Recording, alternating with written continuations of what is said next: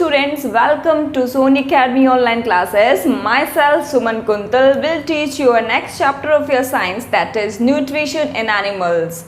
First, let me define you nutrition. What do you mean by nutrition? The mode of taking food and utilizing it in the body for growth, repair, metabolism, that is known as nutrition.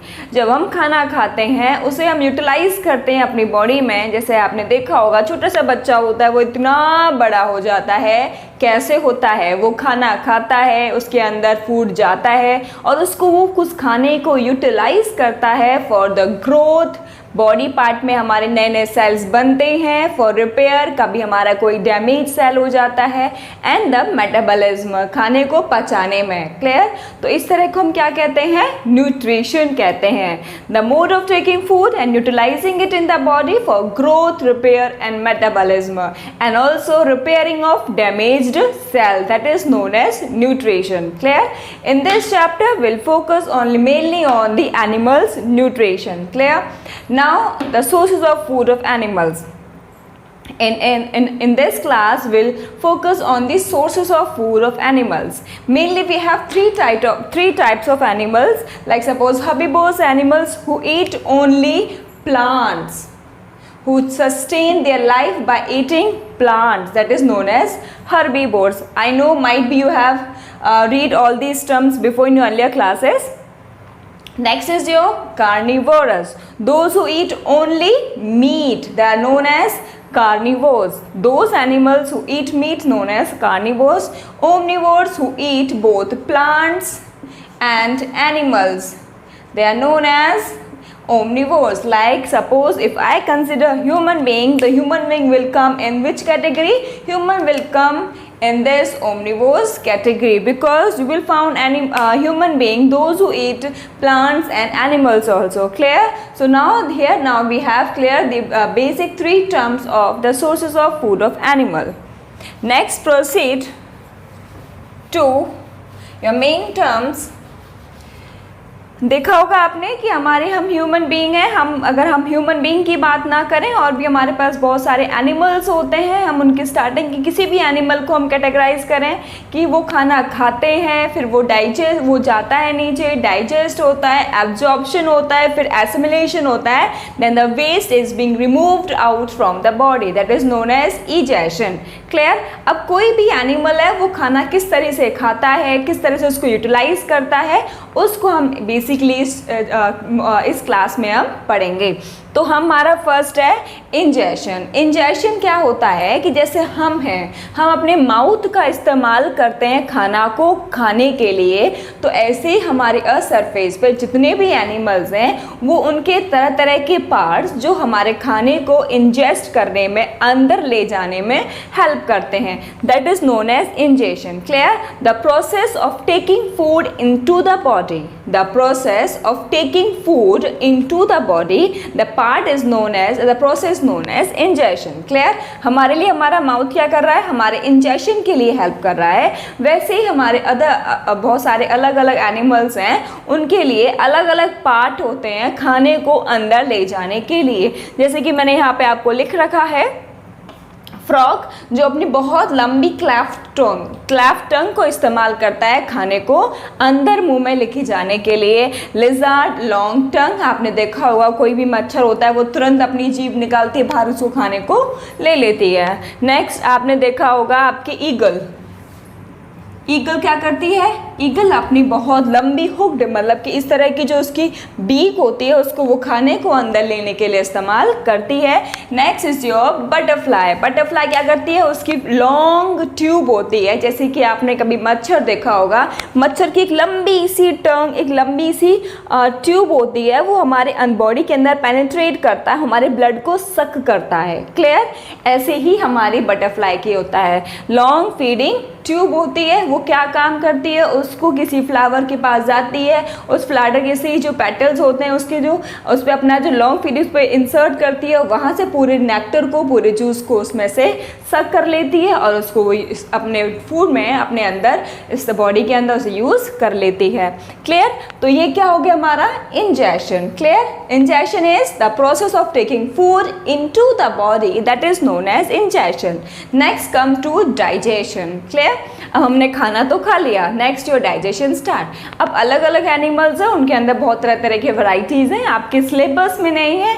Your syllabus we have human digestive system, तो specifically I will focus on human being, the way, the process how human being digest, absorbed, assimilate and ingestion their food. Clear? तो next is your digestion.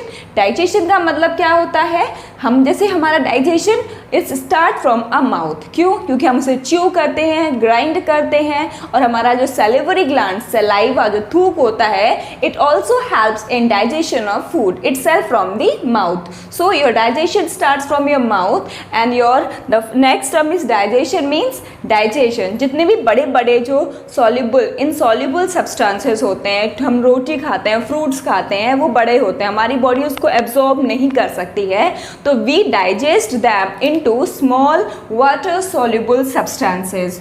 We digest them into small water soluble substances. Clear?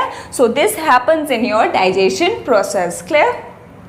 Digestion is this, when the large insoluble substances are digested into small water soluble substances is known as digestion. Clear? हमारा digestion हमारे mouth से start हो जाता है। Mouth में हमारा कैसे होता है, हम च्यू ग्राइंड करते हैं, salivary glands secrete saliva which also help in the digestion. It also break down the bigger particles into smaller particles.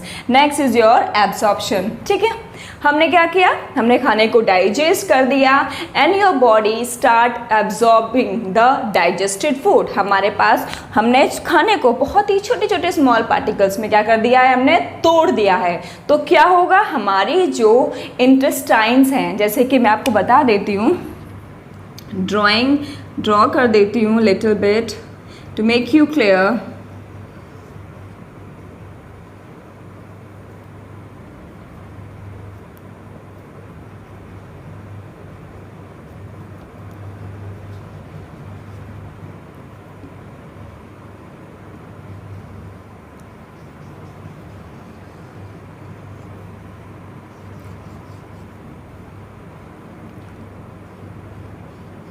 These are making your large intestine.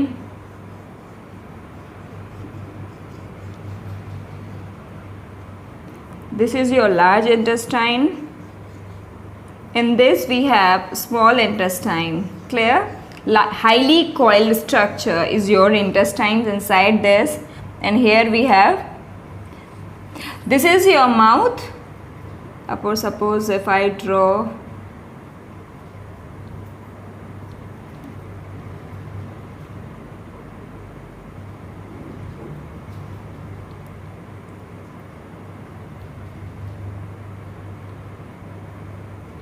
ठीक है,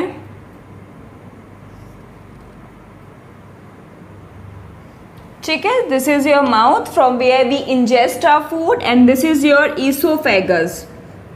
What is this? This is your esophagus, where your food, it's a joining tube, it's a long tube which joins your mouth and your stomach, through which your food passes. यहाँ से हमारा खाना क्या होता है, धीरे धीरे जाके हमारे स्टमक में जाता है। अगर हमारे पास ये लॉन्ग ट्यूब ना होते, हमारा खाना यहीं रह जाता, हमारे स्टमक में नहीं जाता। तो it helps, it passes your food from mouth to stomach. तो this is your digestive system basically, कि हमारा खाना यहाँ से जाता है, हमारा मुंह में थोड़ा डाइजेस्ट होता है, देन ईसोफेगस के through it comes into your stomach. यहाँ पे भी हमारा पूरा खाना डाइजेस्ट होता है। डाइजेस्ट होने के बाद enters into your small intestines. बहुत लंबी हमारी इंटेस्टाइन्स हैं, तो वहाँ पे क्या होता है, हमारे फूड का एब्जॉर्प्शन होता है। एब्जॉर्प्शन जैसे कि हमारा खाना है, जैसे हमने कार्बोहाइड्रेट लिया है तो it changes into simple sugar, जिसे हम कहते हैं ग्लूकोज, वो हमारा कार्बोहाइड्रेट, जो हमने खाया, रोटी खाई, हमने अनाज जो भी खाया, वो हमारे सिंपल शुगर में चेंज होगा, जिसे हम कहते हैं ग्लूकोज। आपका जो फैट, हमने ऑयल्स खाए, हमने मस्टर्ड ऑयल खाया, हमने घी खाया, वो हमारा किस में चेंज होगा, फैटी एसिड्स और ग्लिसरॉल में चेंज होगा। हमने प्रोटीन खाया, वो किस में चेंज होगा, अमीनो एसिड्स में, ठीक है, वो हमारे स्टमक में हो जाता है। क्यों? क्योंकि हमारी जो इंटेस्टाइन है हमारे इस प्रोसेस को एब्जॉर्ब नहीं करती है। वो जब हमारे जो खाने हैं वो इस प्रोसेस में जब वो चेंज हो जाते हैं तो इन फॉर्म में हमारे खाने को हमारी जो इंटेस्टाइन है एब्जॉर्ब करती है। तो हमारा क्या हो गया, खाना हमारे स्टमक, हमारे इंटेस्टाइन में हमारी एब्जॉर्ब हो गया। जो इंटेस्टिनल वॉल्स होती हैं, क्या होती हैं, इंटेस्टिनल वॉल होती है। हमारा यहाँ पे क्या आ गया, ग्लूकोज है, फैटी एसिड्स है, हमारा अमीनो एसिड्स है। हमारा क्या होगा, यहाँ से एब्जॉर्प्शन, हमारा खाना यहाँ से एब्जॉर्ब होना स्टार्ट हो जाएगा into the blood capillaries. Blood के अंदर हमारा खाना हमारे इंटेस्टाइन से एब्जॉर्ब होना स्टार्ट हो जाता है। तो this is process known as absorption. Absorption means when your digested food is being absorbed by your small intestinal walls, clear, into your blood stream or blood capillary, that is known as absorption, clear। अब हमारा खाना intestine से कहाँ आ गया, हमारी blood capillaries में आ गया है।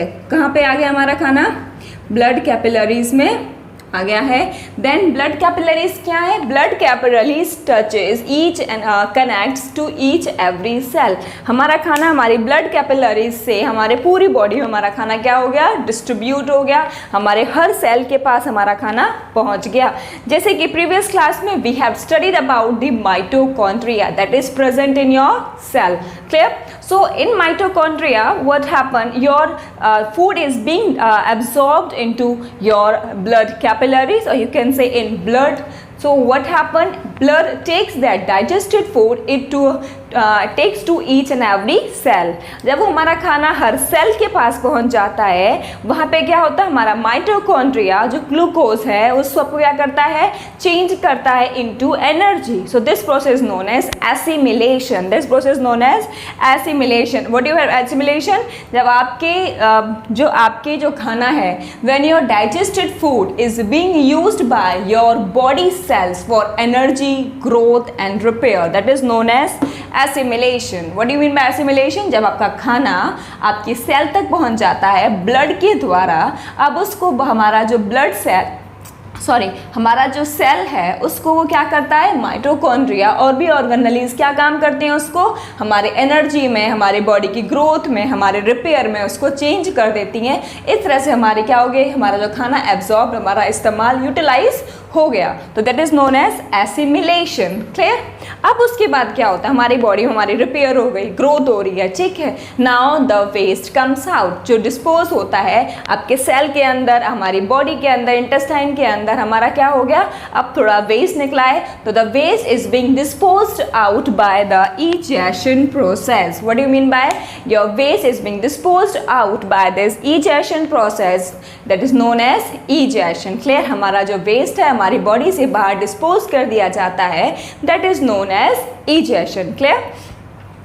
तो इस तरीके से क्या हमारा खाना पूरा इंजेशन से लेके इजेशन तक क्या होता है, पूरा कंप्लीट हो जाता है, ठीक है। नेक्स्ट मैं आपको बताती हूँ what you mean by your alimentary canal. Alimentary canal it's about 9 metres long. आपकी जो एलिमेंट्री कैनाल है वो 9 मीटर लंबी है, and it's starts from your mouth and starts from your mouth and ends at anus। where it ends at anus। जो आपकी 9 metre long tube है, जो कि इट टचेज और connects many interior body parts. जैसे कि आपका माउथ है, इसके अंदर आपके एलिमेंट्री कैनाल में कौन कौन से आते हैं, आपका mouth, your oesophagus, your stomach, your long small intestine, large intestine और योर एनस। ये क्या है हमारे, ये पूरे हमारे एलिमेंट्री कैनाल के पार्ट्स हैं जो हमारे ये सारे आते हैं, ठीक है। स्टार्ट कहाँ से होता है, आपका माउथ से होता है, और एंड कहाँ होता है, एनस पे होता है, ठीक है। इस पूरे एलिमेंट्री कैनाल में हमारा खाना इंजेस्ट, हमारा digest, absorption and your assimilation in the cells and as well as egestion takes place by this alimentary canal. इसको हम डक्ट कैनाल भी कहते हैं, और डाइजेस्टिव कैनाल भी इसको हम कहते हैं, जिसकी लंबाई कितनी, अराउंड 9 मीटर लॉन्ग, ठीक है। उसके बाद मैं आपको एक्सप्लेन करती हूँ next topic. Now next we focus on mainly on the alimentary canal of a human, that is starts from your mouth up to anus. Clear? That is your alimentary canal. And now in this lecture, in this we'll discuss the various part that is connected or attached to your alimentary canal. If we start from your mouth, that mouth, suppose if I opening mouth, I'll have a buccal cavity. This is your buccal cavity. Clear? जिसके अंदर क्या है, हमारे पास टंग है. टंग के just नीचे we have salivary gland, जो हमारे क्या करते हैं, हमारी सलीवा को सिक्रीट करते हैं. हमारे माउथ में जो थूक होता है that is known as saliva, basically secreted by your salivary glands. Clear? That helps in your digestion of food. So that is happen in your buccal cavity. उसके बाद हमारा खाना क्या होता है, it passes through oesophagus. It passes through esophagus up to your stomach. ठीक है. Stomach में क्या होता है, जैसे कि आपका खाना ईसोफेगस में हो गया, लेकिन ईसोफेगस में ऐसा नहीं हमने खाना डाला सीधे वो स्टमक में आ गया. एक्चुअली क्या है, जो ईसोफेगस जो एक ट्यूब है, इसके अंदर हमारा जो है काफ़ी हमारे पास इसमें जो हमारी वेव लाइक मूवमेंट होती है. हमारा मतलब कि हमारे खाने को इस तरह से वो अपना आगे मूव करता रहता है. इस तरह से नहीं खाना डाला वो सीधे हमारा स्टमक में पहुंच गया. हमारा जो ईसोफेगस है वो इस तरह से मूवमेंट करता है हमारे खाने को नीचे ले जाने के लिए. ठीक है. जो वेव लाइक जो मूवमेंट होता है that is known as peristalsis. That is known as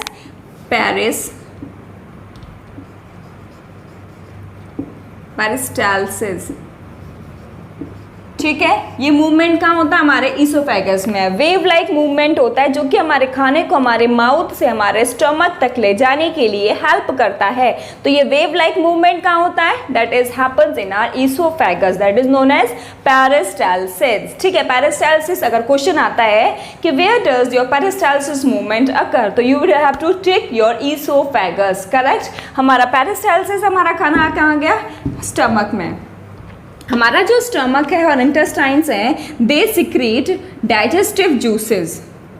they secrete digestive juices. ठीक है. जैसे कि हमारे यहाँ पर डाइजेस्टिव जूसेस सिक्रीट करते हैं, जैसे कि हमारा स्टमक HCl हाइड्रोक्लोरिक एसिड जो कि हमारे खाने को interchange into small water soluble substances में चेंज करने में काफ़ी हेल्प करता है. हमारे इंटेस्टाइन्स है और हमारे और मेन जो ग्लैंड्स हैं जो हमारे ये ग्लैंड्स जो हैं हमारे लिए बहुत सारी चीज़ें सिक्रेट करते हैं. जैसे कि हमारा है पेनक्रियाज है, लीवर है, सैलिवरी ग्लैंड्स हैं. ये क्या काम करते हैं, हमारे क्या करते हैं, ये बहुत सारे जूसेस सिक्रेट करते हैं हमारे फूड के लिए डाइजेस्ट होने के लिए. क्लियर. जैसे कि हमारा क्या है, ये HCl हाइड्रोक्लोरिक एसिड और हमारा ये इंटेस्टिनल जूसेस हमारे खाने को डाइजेस्ट करने में काफ़ी हेल्प करते हैं. उसके बाद हमारा खाना जाता है इन द लार्ज इंटेस्टाइन.